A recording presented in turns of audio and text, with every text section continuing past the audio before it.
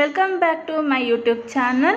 ಇವತ್ತು ನಾನು ಒಂದು ರುಚಿಕರವಾದ ಹೆಲ್ತಿಯಾದ ಈಸಿಯಾಗಿ 5 ನಿಮಿಷದೊಳಗಡೆ ಮಾಡುವಂಥ ಸಾಂಬಾರ್ ರೆಸಿಪಿ ಜೊತೆ ಬಂದಿದ್ದೀನಿ. ವಿಡಿಯೋನ ಕೊನೆ ತನಕ ನೋಡಿ.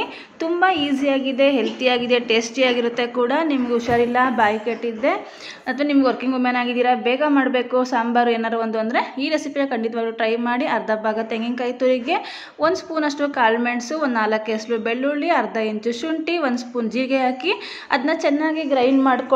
ಗ್ರೈಂಡ್ ಮಾಡಿದಂಥ ಮಿಕ್ಸಿ ಇರುತ್ತಲ್ಲ, ಆ ಮಿಕ್ಸರ್ನ ಒಂದು ಪಾತ್ರೆ ಅಥವಾ ಕುಕ್ಕರ್ಗೆ ಹಾಕ್ಕೊಳ್ಳಿ. ನೀವು ಯಾವ್ದ್ರಲ್ಲಿ ಸಾಂಬಾರು ಮಾಡ್ತೀರಾ ಅದಕ್ಕೆ ರುಚಿಗೆ ತಕ್ಕಷ್ಟು ಉಪ್ಪು ಹಾಕ್ಕೊಂಡು, ಜಾರಲ್ಲಿ ಉಳಿದಿರುವಂಥ ಮಸಾಲೆಗೂ ಸಹ ಇನ್ನೊಂದು ಸ್ವಲ್ಪ ನೀರು ಹಾಕ್ಕೊಂಡು ಎಲ್ಲದನ್ನು ಸೇರಿಸ್ಕೊಳ್ಳಿ. ಒಂದು 3 ನಿಮಿಷ ಕುದಿಸಿ. ಅದೇನು ಮೇಲ್ಗಡೆ ವೈಟ್ ಇದೆಯಲ್ಲ ಅದೆಲ್ಲ ಕುದ್ದಾಗ ಹೋಗಿ ಫುಲ್ ಕ್ಲಿಯರಾಗಿ ಈ ರೀತಿ ಆಗುತ್ತೆ.